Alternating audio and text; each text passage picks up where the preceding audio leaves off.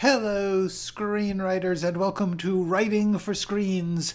Ask me almost anything. My name is Glenn Gers, and I am the chief of Writing for Screens. I am a Hollywood screenwriter for the past 25 years, writing for TV and movies. On my way out of the business, I have decided to try and pass on some of the things I had to learn for myself, by myself, in my career. I thought I ought to try and give those things to those who are coming after me so they didn't have to figure it out for themselves. It just doesn't seem right. So I am coming to you live every Tuesday and Thursday at 1 p.m. Pacific Standard Time Zone. But the main way that you can get what I am having to offer is here on my channel page. The first 3 of the playlists that you can see on the page, I will give you a close-up of those. They are Screenwriting Essentials, Screenwriting Tools, Skills, and Craft, and The Process, Being a Writer. This is a series of lessons. Each of the lessons is a 10 to 15 minute video. I have tried to condense down to the clearest, smallest, simplest pieces, the tools, the techniques, the ideas that might help you. And I have given each one a big, bold thumbnail with the name of the topic there. All you have to do is browse through. They are not in any order. There is no grand theory. You do not have to watch them all, but I think most of them are pretty useful, so please do check those out, because if you have a question, if you have something you think, what does he think about this? That's where you're going to find the best version of the answer. So, quick hellos. Hi, Michael. Hi, Nathan. Good to see you. It is and Marital Atoso. Hello. Today we are doing the tradition of Ask Me Almost Anythings, which begin with a question that I have prepared answers for, and then I will just be open to whatever. Today's topic is ambivalence acceptable in a script? Hello, Kyle and Matthew and Kelly. Okay. So here's the deal.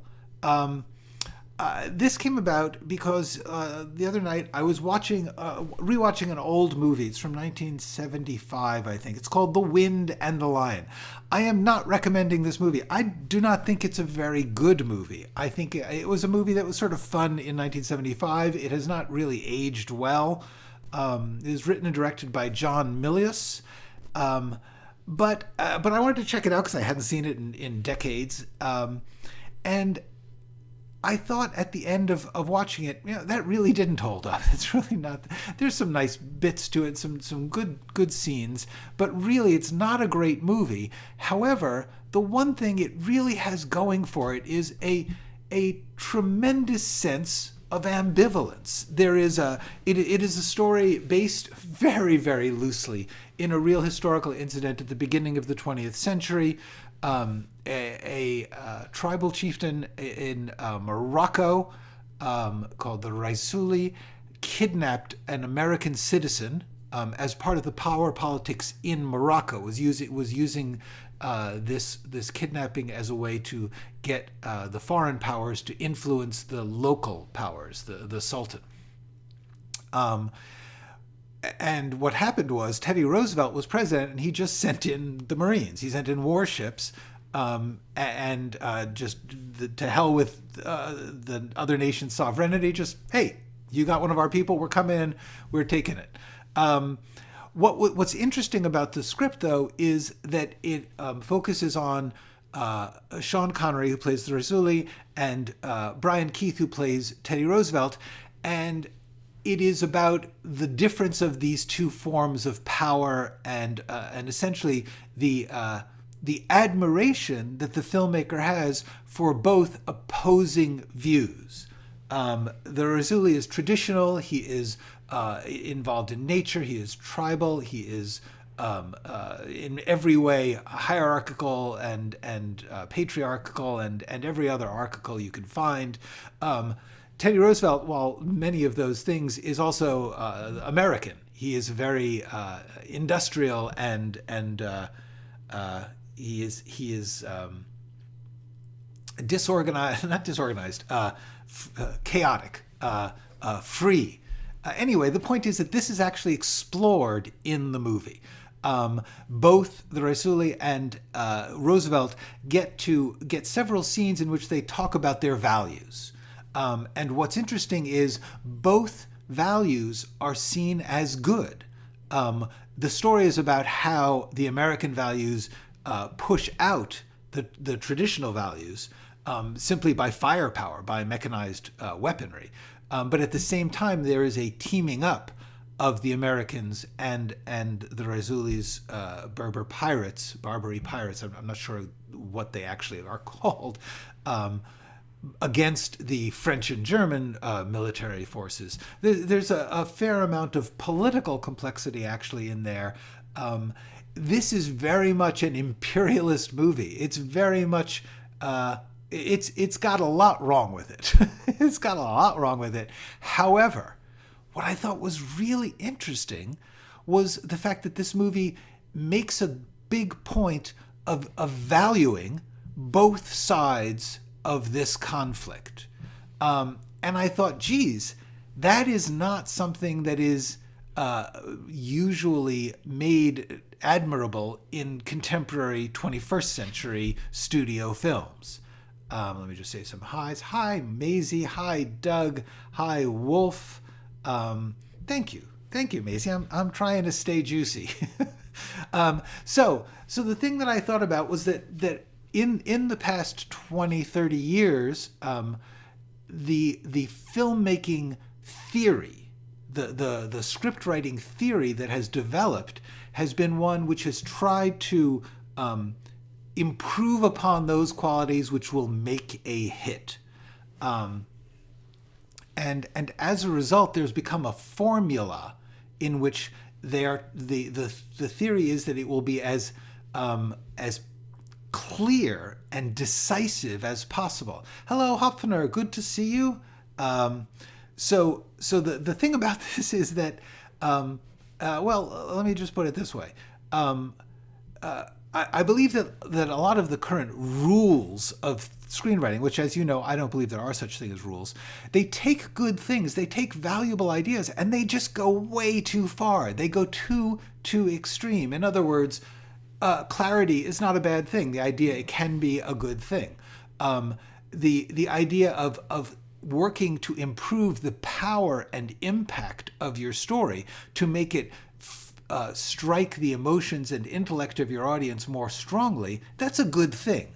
The need to make things super clear and super simple in order to have power and impact, sometimes that's good. A lot of times that's not good. That results in crappy, shallow, stupid stuff. And we are seeing, unfortunately, a fair amount of that come through in the studio systems. So I wanted to talk about this idea because we're all being taught this theory that the more you can make things super clear for the audience, and the more that there is a protagonist and an antagonist. Now, in this movie that I'm talking about, it's sort of difficult to say who's the protagonist. Clearly, Sean Connery is the lead character, and in many ways, he is the protagonist. He's also doing a terrible thing. He is kidnapping. He is on the wrong side of history in many ways. And Roosevelt, in many ways, is a good character, even though he would theoretically be seen as the antagonist. There's some extra layers of strawman villains that they knock down on the way. But the interesting thing is that this basic idea that you have to have a protagonist and an antagonist, and that you have to have one be really good and the other be really bad, that is only one kind of story. And it has become the rules of storytelling. Oh, I'm so glad. Rafa, thank you so much for telling me that. I'm really, really great. I'm really, really glad. Yes, indeed. Maisie is speaking for me correctly. So let's start with this concept of ambivalence. And it's not a common word. Let's talk about it. This is the Merriam-Webster definition of ambivalence. There's 3 definitions. The first is simultaneous and contradictory attitudes or feelings, such as attraction and repulsion, toward an object, person, or action. The second possible definition is continual fluctuation, going back and forth between one thing and its opposite. And the third definition is uncertainty as to which approach to follow. Now, these are very different things. these are different. This word can mean very, very different things. And what I think we want to talk about is the fact that there is such a thing for screenwriting as bad ambivalence. Indecision is not really a great quality in a script. Having a character be indecisive is very, very difficult. They can change their mind. They can be forced into a difficult decision, or they can have trouble facing a decision. Those are all okay. However, in general, indecision is not a quality you want to, unless you're going to really delve into it, like in Hamlet. And even Hamlet's hard. Hamlet is not going to be popular. So the point is that there is a good ambivalence, which is mixed feelings or complexity. The idea that you could have simultaneous, contradictory feelings. As in, I really admire both of the men in the story The Wind and the Lion. I admire the Raisuli for his traditional honor, his sense of honor and his belief in his own people. I admire Roosevelt for his belief in his people and his sense of honor and his sense of the worth of his power. These are very interesting, contradictory, but simultaneous feelings. I admire both of these people. Oops, sorry about that. I've seen movies where characters fight for what's right, but what he thinks is right. In other words, yes, exactly. In other words, a story about 2 or more characters who are all fighting for what they believe is right, but those things that are right are at odds. That's part of it. But the main thing is not just that the characters think it's right, but that we, in the audience, the artist who makes it and the audience who is viewing it, actually come to feel, yes, I kind of like both of these. I understand or feel some sense of respect for both of these, and also some sense of condemnation for them. Simultaneous but contradictory feelings. That is the good kind of ambivalence. In fact, I would go so far as to say most great stories involve ambivalence. The truth is, if you think about almost every great story that you know, it is going to involve a conflict where someone either has 2 things they want, one of which is in conflict with the other, or you are watching 2 people who you understand have legitimate needs or problems, and they are having conflict over that. That's where you get the good stuff. Hi, Phaedra. Yes, and so you should, as far as I'm concerned. I'm really, really glad. Yes, exactly. I believe, and I will get to it. Maisie, you beat me to it. Conflicted feelings from the character, or sometimes it's not. There's so, and the examples just flood to mind. Sometimes you just have characters who are absolutely pursuing things that you can see why they believe in it, but that's not going to go well. That you respect both sides, or one person has 2 different things they feel, and those feelings are in conflict. Those are all things that are true to life. Yes, Dark Knight. Yes, I mean the fact is, I think a lot of people take the Joker's side. I'm not sure how great that is. But you know what? I think we can all understand the feeling of wanting to watch it all burn. And so therefore, yes, absolutely. So let's talk about this because hang on. Hi, hey Donna. Yes, Heat and Collateral both are actually the thing about Collateral. You kind of don't admire Tom Cruise's character in Collateral. I mean, you admire his ruthless efficiency, and you feel for him a little bit that things are going so badly. However, you're pretty much on Jamie Foxx's side in that one. In Heat, I definitely agree. You feel a certain amount of admiration for both the cop and the thief. And in fact, for the different thieves. Okay, so let me get to. I have a character whose identity is concealed until the final act. Can I change the character name?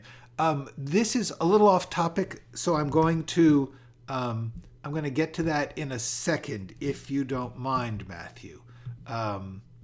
Okay. How does ambivalence relate to dilemma? Well, ambivalence is what causes a dilemma. A dilemma is a difficult choice. A dilemma is a situation in which you have things where you have to do something that is difficult because there's more than one need involved. And so ambivalence is the cause of a dilemma. They're essentially the same thing. One is in terms of the choice facing a character. One is our judgment of it or their feelings.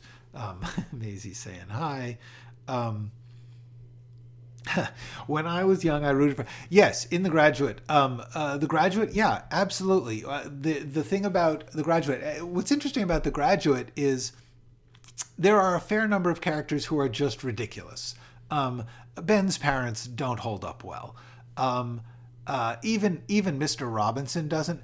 Mrs. Robinson kind of has our empathy or sympathy, even if what she's doing is truly awful. Truly awful. It doesn't seem awful at the beginning, but as it goes on, she becomes awful. And yet we have ambivalent feelings because we feel for her. Partly because of the scenes in the hotel room where they get to talking. Hi, Larry. Yeah, thanks, Kelly. So let me just do a little bit more on this thing. The point about great ambivalence is actions and choices, which is what stories are made of. They aren't really interesting if they're easy. If you know, honestly, I was thinking about Captain America, the first one, Captain America. I can't remember the first full title of it, but the first Captain America movie. The problem is that the villains are so villainous that the only real question, the tension, is how do we beat somebody so powerful? Which is not the same as we think they have anything right on their side. There are many stories in which, for instance, in Endgame and Infinity War, Thanos actually has a point. And so therefore, I would say that Thanos is a far better story.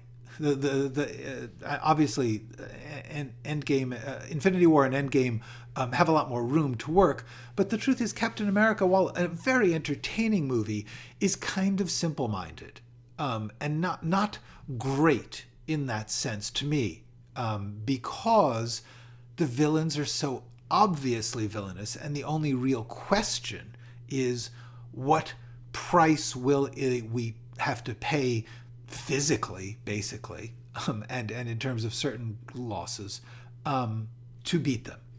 That's a rather simple story. There's not actually a lot of emotional conflict there.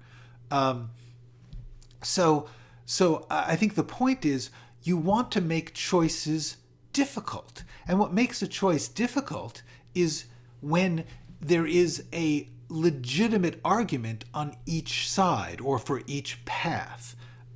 That's where you get ambivalence. That's where a story becomes powerful, emotionally powerful. However, very often screenwriting theory has worked itself towards make it so clear that the pain is not inner, is not emotional. It's simply a question of how bad a fight are you going to get into. The other thing about ambivalence, it's very important, and I think that the reason that film theorists, screenwriting how-toers, have sort of lost their sense of the value of ambivalence is because of confusion. Confusion is not good. Ambivalence is not confusion. Confusion means I don't know, I don't understand, I don't know what's going on. Things are not organized, I do not understand the choice. Whereas ambivalence is a story about two things which both have some weight for us, some emotional resonance, and we have to make a painful and difficult choice involving them.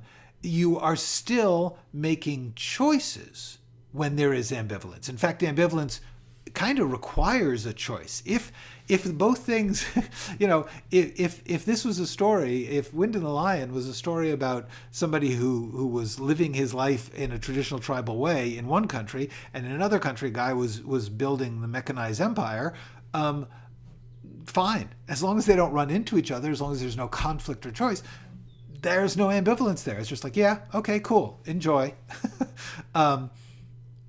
Let's see. Yes, unfortunately, this is true. A lot of Bond went this way, early Bond. What's interesting about there were one or two down the line that didn't do this, but what's interesting and cool about the Daniel Craig Bonds, the reboot, is how much they made sure that there was always a sense of ambivalence, that Bond's relationships to other people were in conflict with his need to accomplish his job, and his actual feelings about his own violence were quite ambivalent. He knew it needed to be done, but he knew it was not good for him or them. That's the real ambivalence. You don't see a lot of that in the Connery. I love the Connery Bonds, but the whole point is more or less, how funny and slick can this be? So good point, Hoffner. Superman. In the early movies, no. Once again, people. This is the problem with super spies, Superman, with action. A lot of action movies, war movies, often the bad ones. Not the bad ones. That's not fair. The easy ones. And there is a pleasure to the easy story. There is a genuine enjoyability to a story about a terrifically good person who has to face a whole lot of essentially mechanical challenges and figures out how to beat them and gets sort of mussed up in the middle of it, but we never doubt that they're right. Jim Jarmusch takes ambivalence to legendary, to beyond story. Let's put it that way. Yes, I like Jim.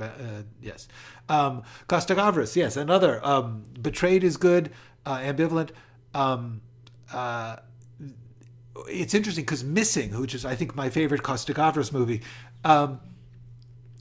there isn't really an ambivalence about what's being done. The government is clearly wrong in Missing. Missing is a fabulous movie, by the way, for those of you who haven't seen it. I will just type up Missing. No,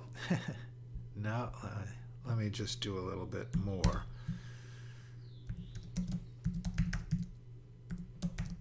Gavras. Because there are several movies called Missing. This is the one with Jack Lemmon. I think Sissy Spacek too. Missing. Fabulous movie about a very...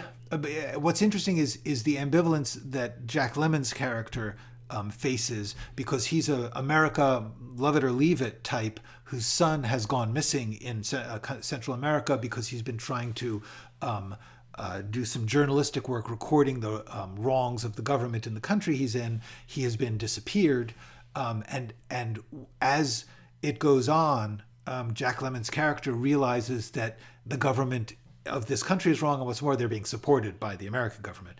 It's beautiful, beautiful work. All right. It's hard when this ambivalence is in the character just for the sake to be there with no depth. Yes, that is true. That is a fair point. You can't just have ambivalence for the fun of it. You can't. There does have to be, and I will get to this. You have to care about these things. You have to make the audience actually care about both sides in order for ambivalence to work.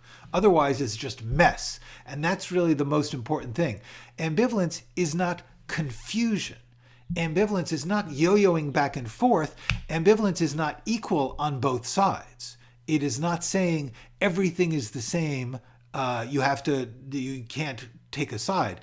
What it's saying is, painfully, you must take a side even though you recognize the value of both. Yes, thank you, Marta Latosa. Yeah, the government is definitely wrong. Yeah, Sissy Spacek, she was very young and very great. Yes, Jim Jarmusch's Only Lovers Left Alive is a lot of fun. It's good atmosphere. Some of his other movies are perhaps a little more biting into real life. But I'm going to talk about all of this in a second. Yes, exactly. You're all, if you are doing well, and I know that I can see that you are finding stories in which there is an ambivalence between in your stories. Let's talk a little bit about how to do that. Because one of the points is you still need to make choices. One of the things that you have to do is recognize you're going to have to work structurally with your ambivalence. You have to say, I have to figure out where each side or part of this complex situation is being revealed, made felt. That's really it. And the ambivalence is going to have to come through the interplay of the characters, through the relationships, and through the choices and prices that each character is going to have to make. This is where you get simultaneous contradictory feelings. In other words, if you show a scene where a person is a ruthless killer, and then you later have a scene in which you find out that they are doing this out of a mistaken belief in revenge, you have a mixed feeling because you understand their need for this to do something with their pain, but you also recognize that what they're doing is bad. Very, very complex stuff if you do it right. Okay? The main reason that this works, I think, by the way, the main point about this is almost everything that you do to create ambivalence has to be played out, and you have to think about how it is played out within and between your characters. That's where the ambivalence is going to happen. The main reason that I think this works, the main reason that the stories with some ambivalence tend to be stronger than most of the ones that don't, is that life is not easy. Life is not good guys and bad guys. Life is not, this will solve the whole problem. I do believe that one of the things that you have to do is you have to make choices and you have to say something, all right? And that something that you're saying, it often should be ambivalent because you are trying to understand life, real life. And so you need to think about how you feel about these questions that you are dramatizing. You can't just take the easy way and say, this is, unless you truly believe that there is a simple solution to life's problems, in which case you should write that. You have to write about how you feel about this. Now, one of the things that I want to talk about here is I'm going to try and make a video about this. It's going to be the last video I do, I think, because it's really a big topic and it's taken me a long time to write it. There's a balance here. Escape and engage, the balance. When I talk about a balance, what I'm saying is that there's a lot of things in writing and in art and in life where there is no right answer. Okay, there is no correct way to say this solves it. We use art to escape from life. That is one of the main beauties and values of art. But we also use art to engage with life, to say, I need to see life. I need to understand how life works. I need to get a sense of real life that sometimes we can't get in our lives, so we get it through art, some power of our observations of life. So there's this balance, because we do want to escape. We want art to make things clearer for us than they are in life.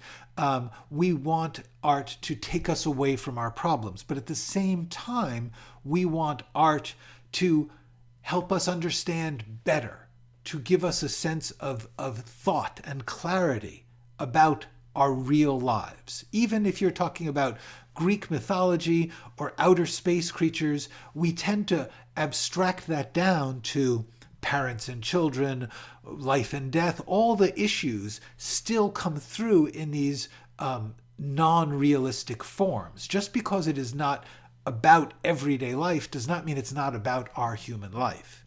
So this idea that we are constantly balancing in every work of art the need to both escape from life, to simplify, to solve, and to really see it, to really feel it, to maybe learn about it in ways we didn't know.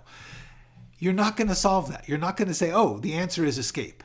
When you have the answer is escape, you get shallow, unambivalent things. When you only engage, you get really unentertaining things. So it's you eventually, if you engage enough with life, you lose art. You lose the quality of form and a certain sense of superior clarity, superior depth to real life. Art has a weird way of saying, we're going to make life seem better than it is in order to help you live it. If you get so lifelike, if you could make a work of art that was entirely like real life, we would feel about it the way we do about real life, which is, this is too much. So I think that what we are trying to do always is balance escaping and engaging, which in the case of ambivalence means balancing the unreconcilable problem of feeling and recognizing different things with art's need to say, you know what, I'm going to make this clear. I'm going to make this solvable. And a really good story will balance those. And I will give The Wind and the Lion that. It does leave you with a sense of balanced regard for these two forces. So much else of it is terrible. But, okay. So the main thing I want to emphasize is when you hear these film writing how-tos where they say you have to make things clear, you have to make things simple, you have to make it, absolutely triumphant, and this person wins and this person loses, or this person is right and this person is wrong, that's a mistake on the part of those teachers. They have taken a good idea too far. They are not balancing. If you are balancing properly, you will retain both things. And if you are saying the theory here is you wipe out everything that gets in the way of your power, you're fascist.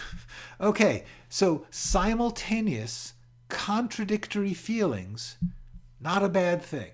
The trick is how to craft your work so that the audience can feel them, but then that you will decide what you feel is the ending, the vision, the meaning that you want to give to it. To say, these are both good, but this one historically has to leave. Or these are both good, but this guy can protect the person better. Whatever it is, you need to think about what value you choose to come down on in the ambivalence. Okay, I'm going to now read a bunch of the comments that I have let go. If one craves a ladle of ambivalence as superhero. Like some of the X-Men are. Yes. Yeah. Yeah. What's interesting about I do believe that the good superhero stuff, the good comic book stuff, is very rich in ambivalence. There's some good stuff out there. Honestly, there's a lot of, just like in mythology, you can have very ambivalent and complex feelings in a story of super people. That's fine. It works well. Logan, terrific. Okay. Leads me to the question, off topic, sir. The more I write, the more I think I have it to be a series. I actually did a video about this. Let me see if I have the thumbnail here. Hang on. No, I didn't. Okay, look in my in screenwriting tools, skills, craft. I think it's called series or feature. How would I choose? I would choose personally by am I okay with not finishing it? If you want to write a series, unless you're actually writing like a series of books or a series of scripts that you're going to write the whole series for your own pleasure, then you're committing to an awful long time, which could be great. You could say, I want to spend the next 10 years writing this series. Great. If you want to do that, do that. Do recognize that as far as the business is concerned, they almost never buy a series of scripts. They buy a pilot script and then they work out the series with that writer and producers and a lot of other people.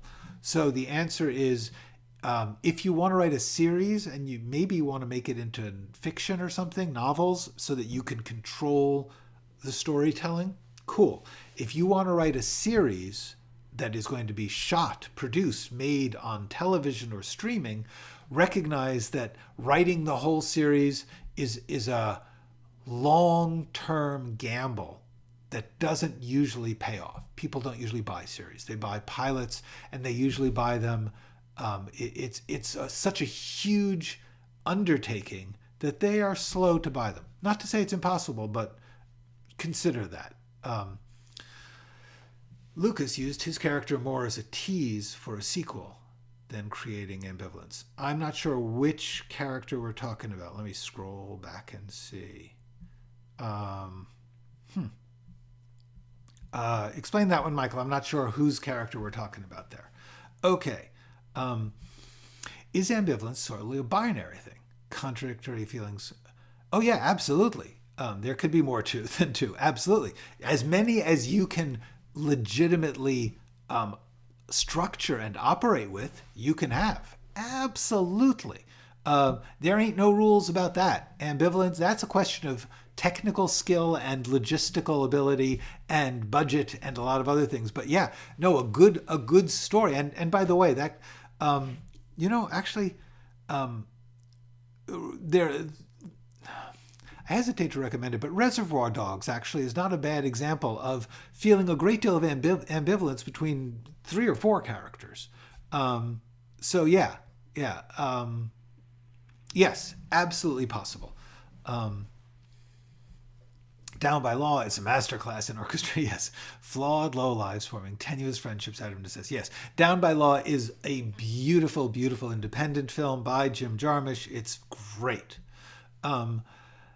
It's hard work, but if good, it makes us really think. This is the exact thing I am saying, Kelly. Thank you. Okay. Brian, yes. Nothing after. Why are you wasting? It depends. It depends, because truthfully, McKee was kind of wrong about that. Not McKee. Charlie Kaufman's McKee. He's right. That's a brilliant, brilliant scene in a brilliant, brilliant movie, which has a lot of ambivalence in it, about the point that something happening has to be big. That's what's wrong with that argument. It's not that nothing happens. It's that those things may not seem like movie stuff. But if you think about it, there's the drama that goes on amongst ordinary people in their lives is heartrending. People are destroyed by their parents not getting along with their children, or a love affair that goes bad. These are things that are just people living their lives, but they can be enormously dramatic. So I think that's the only thing that bothers me about McKee. That's it. Okay. Thank you, Betty. I'm assuming you were agreeing with me. Hello, Najo. Thank you, FAA. Okay. Do you have any suggestions on writing scenes where different characters with lots of different points of view on the dilemma fight between each other? Yes, I do. My suggestion is that you figure out what the point of that scene is. In other words, you've got a lot of people in a scene who have different points of view, and they're legitimate points of view. The point of any given scene, though, will be one thing. The point of this scene might be that character A's point of view for a while takes the power.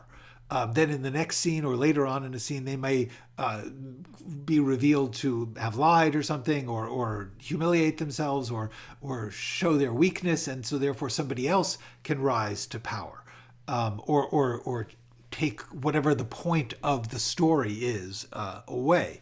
So the thing you want to do is figure out where in the story does this scene lie, so that you can say, okay, in this particular fight, this person's going to be the one who convinces the others, or this is the one who makes the most sense, whatever it is. So the answer is, when writing a scene with lots of different points of view, what you want to do is figure out what point is that scene in the story activating.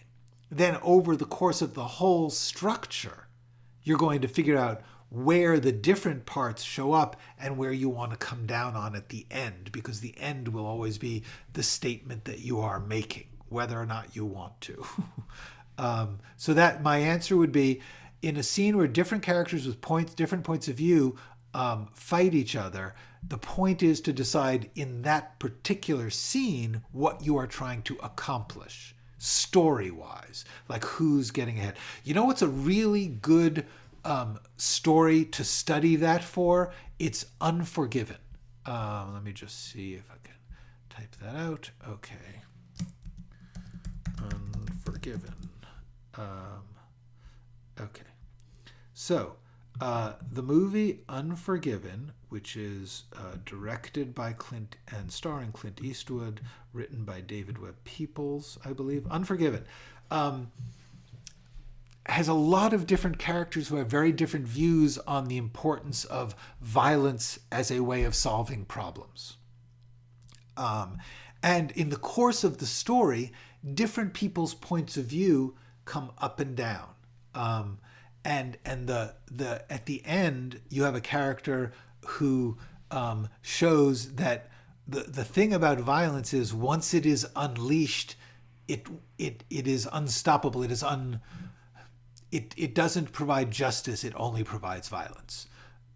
Even if there is justice dispensed in this order. Anyway, the point is, when you want to talk about a movie that's making an argument in a very complex and ambivalent way, Unforgiven is a super one. Okay. This conversation is reminding me of the philosophical dialectics. The truth is somewhere between the two poles. To a certain extent, but I believe that in a story, the truth is what you decide. And that in a particular story, the important thing to remember is you're not writing life. You are not writing the ultimate philosophical answer to everything. You are writing a story, and a story is allowed to take a side, and that story has allowed to make a point, even if that point may not be the answer for everyone all the time, everything. This is really important to remember.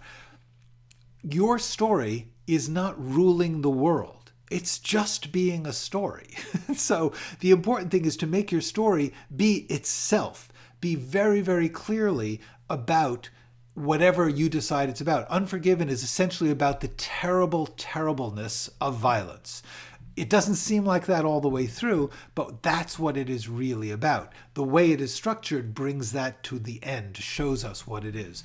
The way that violence is not a good solution, even though sometimes it is the solution.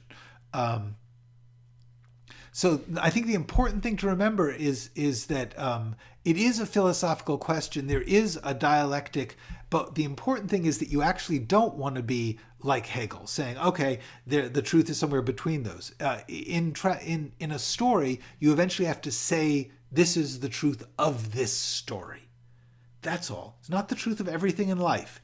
Just in this story, we are going to say that royalty should rule the world, or that who might makes right, or democracy is going to take over the world. Whatever it is that you want to say, you're allowed to say that in the story without having the responsibility to actually solve all of the world's and everyone in its problems. You are just making a story point. You are just saying, in this story, I believe this. But you don't have to be responsible for everything. Teenage movie, the last American version, was a great comedy, but the hero's girl, but yeah. I never saw it. I don't know, but sounds bad. Michael in The Godfather says family is everything, but he kills. Spoilers. Yes. Well, that's the point of that. You see, this is an interesting thing. The Godfather trilogy is a massively ambivalent story about crime and family, but it's actually, I believe, the whole point is, while you can say, oh, it's all about family, and Michael is right about family, and he actually raises this question in number 3. He raises it when he's talking to the cardinal or the bishop. He says, is it possible in trying to protect your family you can lose them? That's the point. The point is, if you do bad things for a good reason, the bad will eventually destroy the good. That is I believe, the eventual vision of the Godfather movies. However, what's really great is that he makes the good reason so convincing that you almost want the bad things to work. Almost. So yeah, this is exactly the point. The Godfather doesn't say, first of all, it doesn't say family is everything. It doesn't. It says that there are people in it who say that, but they turn out not to be able to hold on to that thing that they think they are protecting. They're not. They end up having to protect their honor and their power more than their family. And I think that the important thing is to recognize that within a story, first of all, there's people who see The Godfather and they just don't recognize the bad. They're just like, they're so in love with the family that they're like, yeah, you do it. Go kill the bad guys. And they don't recognize the cost. You can't help, there's nothing you can do. People are going to interpret things as they do. Cool. Hegel is great. Not my favorite screenwriter. Just kidding.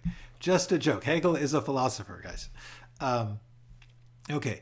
Donna, publishers tend to prefer book series and that if you can write it in that format. Yes, Maisie is correct about that.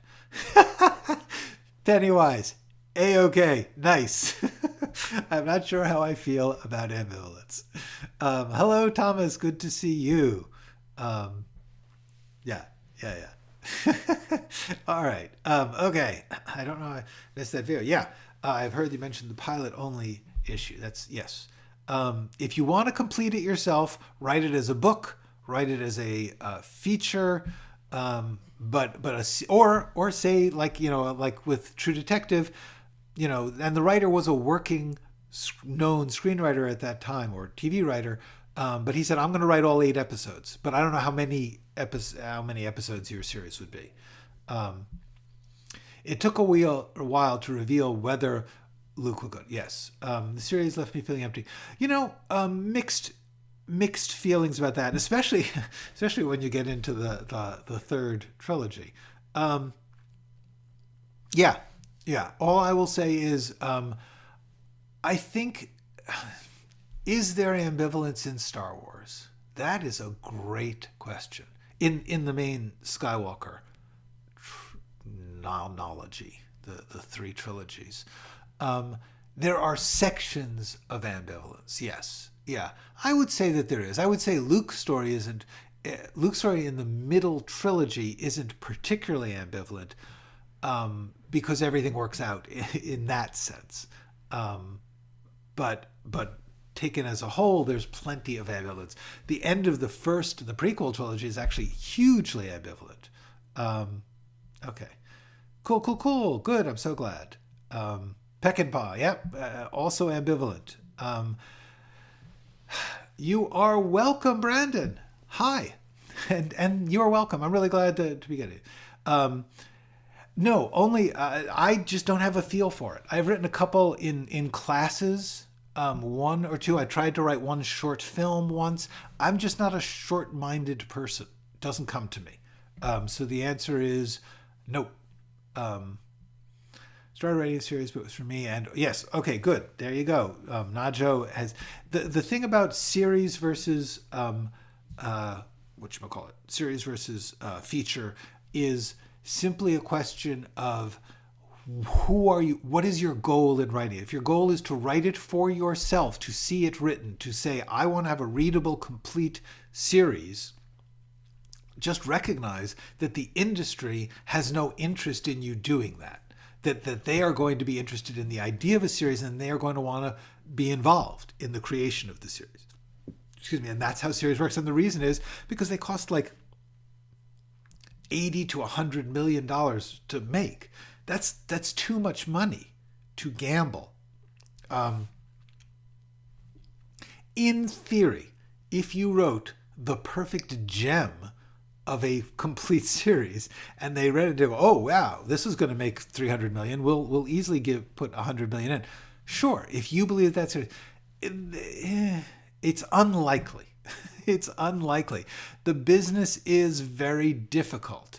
It is very hard to work in the entertainment field.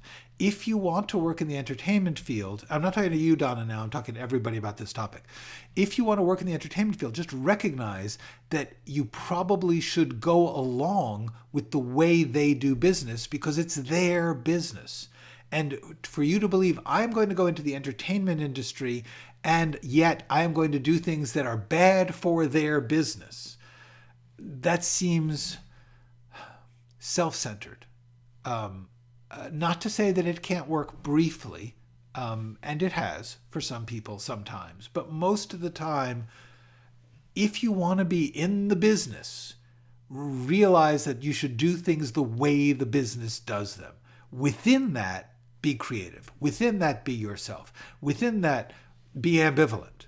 There is no law against ambivalence in the business. There is in the theory. That's what I want to talk about here. This is very important. I am not saying the business recognizes that ambivalence can kick ass at the box office under certain circumstances. The problem is that they get scared that the theorizing takes over, and the theory is if A was successful, like even E.T., a pretty much straight down the middle, let's follow the rules story, has some ambivalence because in order to, spoilers, in order to truly love E.T., you have to let him go. But the point is, ambivalence is only wiped out of an extreme belief that if a thing is good, doing it 150% is better. And in art, actually, if a thing is good, sometimes you can't do it 100. Like the color red may be good, but you don't want a painting that's just one color. There you go. Okay. Najo has been busy, of course. Yeah, no one's ever going to ask for anything but your pilot that they don't want to read. Nobody wants to read a whole pile of stuff. It would have to be so good that they're like, okay, I'll read the rest. And not to say it won't be. You may be writing that well. It's absolutely possible. There was a boy who lived, the end. To me, a little simple, Maisie. How to use ambivalence to ramp upon suspense and tension? Well, this is tricky. Ambivalence is not the greatest builder of suspense in some ways. In the way that it works is when you, for instance, you would increase the suspense if one of the characters in your antagonistic bunch has mixed feelings about what they are doing, and so there's a tension about whether or not they are going to change sides. Or the ambivalence, like in Avengers: Infinity War and Endgame, Thanos, who is a monster, has a point, and so you build a certain amount of suspense. Although that one's not a great example of it, but you can build suspense with ambivalence by giving worth to both sides of the conflict. But it's not really the biggest suspense device. It's a device for caring. It's a device for feeling and thinking. It is not a device for mechanizing storytelling. What do you think of short stories that you feel? What do you think a short film or story requires that you feel you can't bring to the table? Oh, me. Oh, and hi, Alex. It's not a matter of. It's a matter that I don't read them that much. I just don't. It just doesn't connect with me. It's just like some people will love, jazz, and some people don't like to listen to jazz. I don't tend to like short things. I just have a weird, I like long things. Just the way my brain operates, I guess. A series has a story engine, a conflict. Yes. Yes. Although a series can have a story ended that reaches a conclusion, it just might be a really long one. And there is ambivalence between the need and wants. Yeah, it's really a need. Yes, between need and need. Yes, in other words, that if you need one thing but you also need another thing and you can't have both, that creates ambivalence. Okay, we're heading down to the end here. How would you define the point of the movie After Sun? Alas, I have not yet seen it. I am looking forward to it. I am certainly a big fan of the lead actor who was in Normal People, which was dynamite. Rashomon style and ambivalence. Well, I mean, that's the ultimate. You're turning the ambivalence to the audience. You're saying, we are not going to tell you the right answer here. In Rashomon, there is different versions of an event, and they do not solve it. They do not say this is the right version. And the answer is that is a way of asking the audience to examine their own ambivalence, to decide how they decide, to say, why do I believe this person and not that person? Why do I choose to like this person, not that person? You are welcome. Yes. Good. So yeah, my answer would be Rashomon is ambivalence taken to the point where you are saying to the audience, this is about ambivalence. Very often, for instance, in The Wind and the Lion, the ambivalence is about the American rise to empire. And what it's doing to the rest of the world, to traditional societies. That's where the ambivalence is. It's not about ambivalence. Rashomon is essentially about ambivalence, which is pretty damn cool. Yes, generally European films, at least in the past, but even now, seem more comfortable with ambivalence. Hollywood, absolutely not. You are welcome, Maisie. And this is, by the way, not to say some dynamite, like the ambivalence of something like The Best Years of Our Lives. Magnificent story of people coming home from war and the ambivalence about their experience of it. Now and then, Hollywood hits the ambivalence target right in the center, and bells go off and confetti, and everybody is joyed, and Hollywood has proved itself great, which it can be. And with that, I say to you, I will see you next week. Go write something.